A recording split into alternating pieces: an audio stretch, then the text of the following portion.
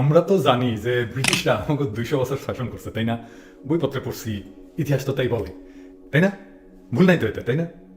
জি না, আমার ক্ষুদ্র ভ্রাতা আর ভগিনীরা, এটা পুরাই ভুল। আমরা ব্রিটিশ শাসনে ছিলাম না। এখন সবাই ভাবতেছে দাদার মাথা মুথা সব গেছে। জি না ভাই, মাথা ঠিক জায়গাতেই আছে। ভাইবা দেখেন, আমরা ভুল ইতিহাস জানছি আসলে। সিরাজের পতনের 50 বছরের মধ্যে বাংলায় শুরু হয় চিরস্থায়ী বন্দোবস্ত। মানে কলকাতার ব্যবসায়ীরা জমিদারি কিনা জমিদারের সাইজে বসে, পুরো বঙ্গ চলে যায় জমিদারদের প্রত্যক্ষ শাসনে। ব্রিটিশরা প্রত্যক্ষভাবে বাংলা শাসন করে নাই। আমরা শাসক হিসাবে পাই কলকাতার হিন্দু জমিদারদের। তারাই আমাদের শাসন করত, আমাদের কাছ থেকে খাজনা নিত। প্রাথমিকভাবে আইন বিচার ছিল তাদেরই হাতে, খাজনা দিতে না পারলে বাস ডলা দিত। ব্যবস্থা কিন্তু ভালোই ছিল। তো যে কোনো শাসনে একটা সাফাই লাগে যে কেন আমি তোমারে শাসন করতেছি, কেন তুমি আমার হাতে শাসিত হইতেছ। কাটাল রানী বলে না যে তার বাপ নাকি আমার ঘরে স্বাধীনতা দেয় দিছিল, তাই কাটাল রানী রে আমাদের ভোট ছাড়াই পিএম হিসাবে মাইনে নিতে হবে, তাই না? তো ওর বাপ আসছিল আরো এক কাটি সরে, সে নিজেরে আজীবনের প্রেসিডেন্ট ঘোষণা করছিল, জানেন তো? হ্যাঁ, আমি স্বাধীন করে দিছি, তো আমি প্রেসিডেন্ট, আমি দেশের রাজা। হ্যাঁ, স্বাধীনতা মানে যুদ্ধ জয় করা আর কি। রাজারা যেমন যুদ্ধ জয় করতো, সেরকম ইয়াহিয়া রাজারে পরাজিত করছিল মুজিব রাজা, তো সে রাজা, সে আজীবনের প্রেসিডেন্ট। তাহলে বুঝেন কি স্বাধীন হয়েছি আমরা। হ্যাঁ, যারা উপনিবেশ বা কলোনি করতে গেছে তারাও কিন্তু তাদের সাফাই দিছে। কি সাফাই দিছে?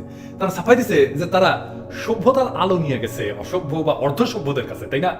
যাই হোক, তাইলে এই কলকাতার হিন্দু জমিদারদের জমিদারি শাসনের সাফাই কি ছিল? তাদের সাফাই ছিল যে তারা উঁচা। কেন তারা উঁচা? কারণ তারা বাংলায় রেনেসা করছে। রেনেসা, হ্যাঁ, রেনেসা মানে পুনর্জাগরণ করছে। এটা কি জিনিস সেটা আমরা দেখবো নি পরে একটু। তো ইউরোপে একটা রেনেসা হয়েছিল, হ্যাঁ, সেটা দেখে তারা বেঙ্গল রেনেসা করছে। এই নিয়ে কত ভাষণ কত বইপত্র লিখছে তারই হত্যা নাই। আজ আমরা বেঙ্গল রেনেসার একটু জয় বাংলা কইরা দিব, হ্যাঁ, আর দেখাই দিব যে এই নিয়ে যারা বড় বড় বই লিখছে তারা কত বড় ভাষণ।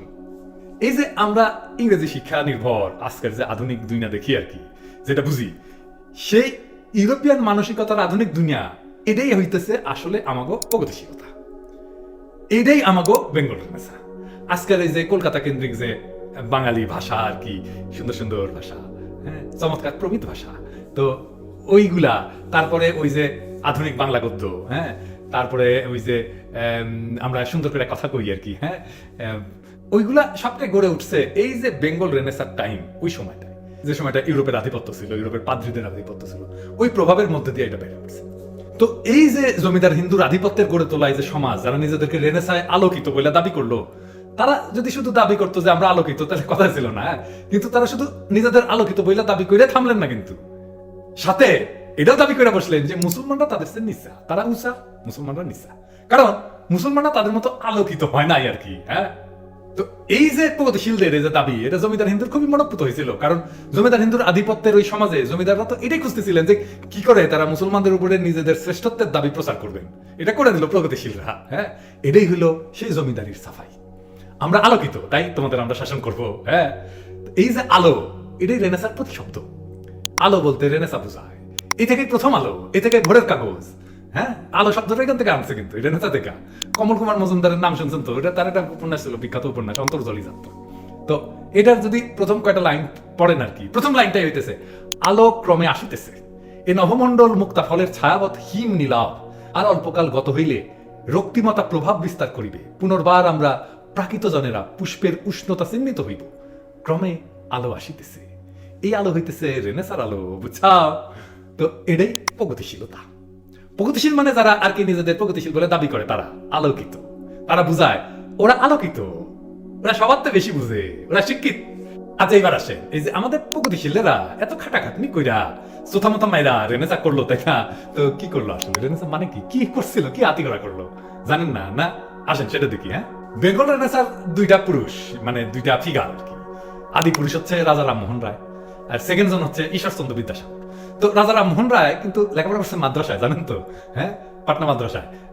চোস্ত ফার্সি জানতেন, আরবিও শিখছিলেন ভালো মতো, ভালো আরবিও জানতেন। তো এই যে রামমোহন রায় সারা জীবন হিন্দু ধর্মের ভয়ঙ্কর সব প্রথা, যেমন ধরেন সহমরণ, মানে স্বামী মারা গেলে বউরেও আগুনের চিতায় তুলে দিত।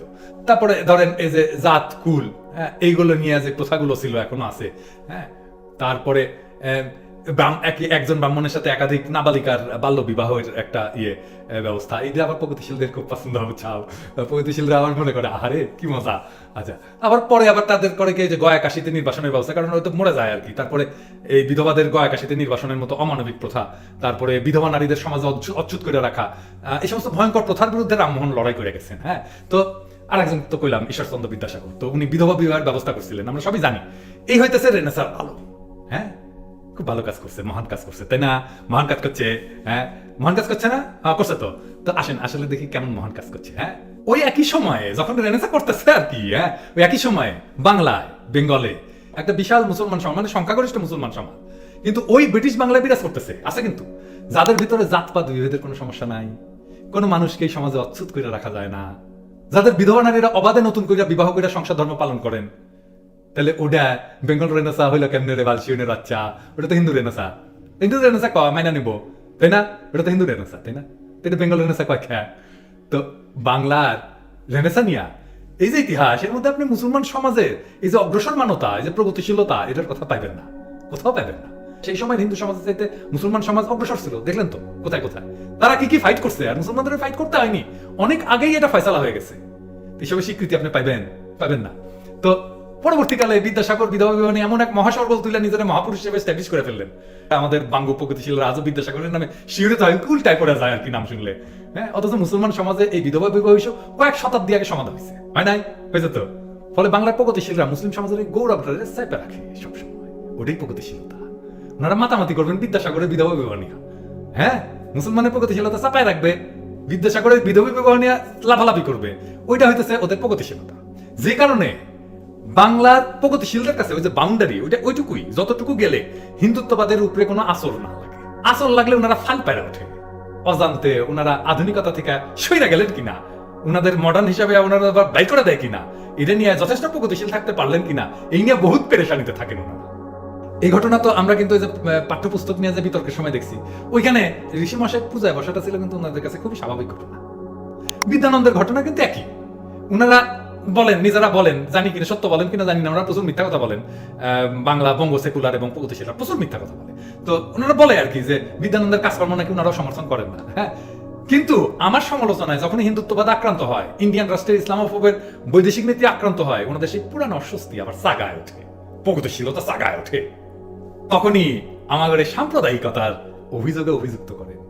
ওই সাম্প্রদায়িকতা যেটা বেঙ্গল রেনেসার মাতব্বরেরা চাপাই দিছিল মুসলমানরা, তারা যাতে একটা নির্দিষ্ট সব বাধাগণ্ডিতে আটকায় থাকে, যেন মুসলমানরা একটু মাথা চাড়া দিলে তারা সাম্প্রদায়িক বলে গালি দেওয়া যায়। বুঝে দেখেন, সাম্প্রদায়িক শব্দটা মুসলমানদের গালি দেওয়ার শব্দ। হিন্দু সাম্প্রদায়িক কিন্তু পাইবেন না, বুঝছেন? মুসলমানরাই সাম্প্রদায়িক।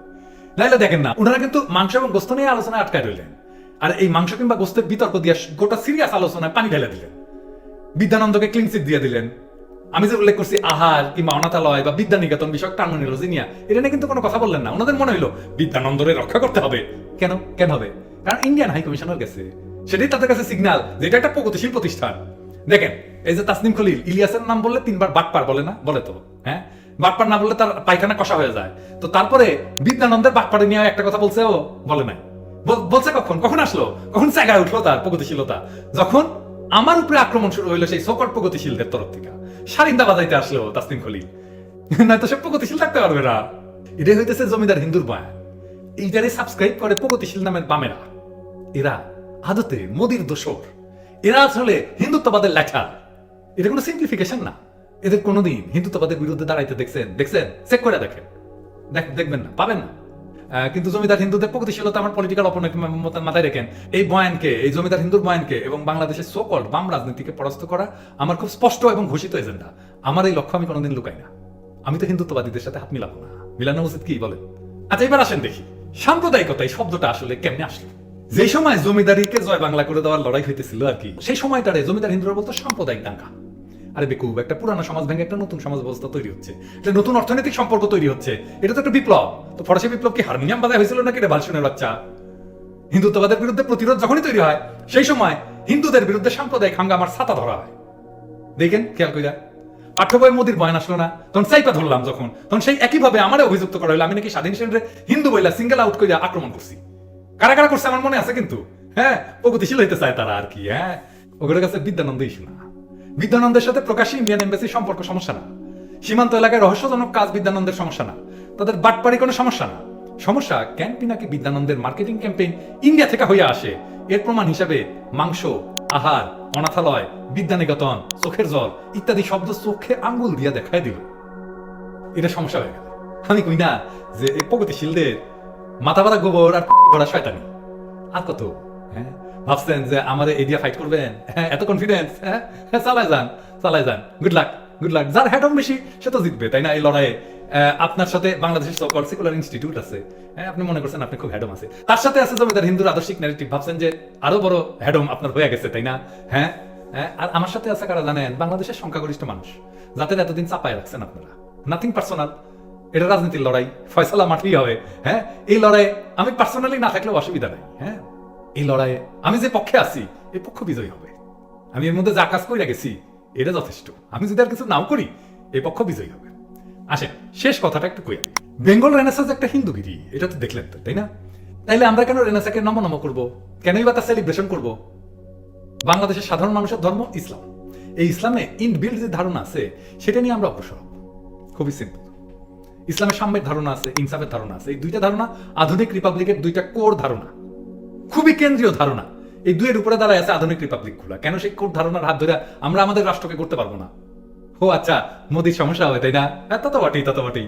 হ্যাঁ, সেজন্য কি মোদি কইয়া দেয়, হ্যাঁ পিনাকিরা থামাও, তোমাদের পিছে কি আমি এমনি এত ইনভেস্ট করছি? চালায় যান, চালায় যান, লড়াই মাঠেই হবে।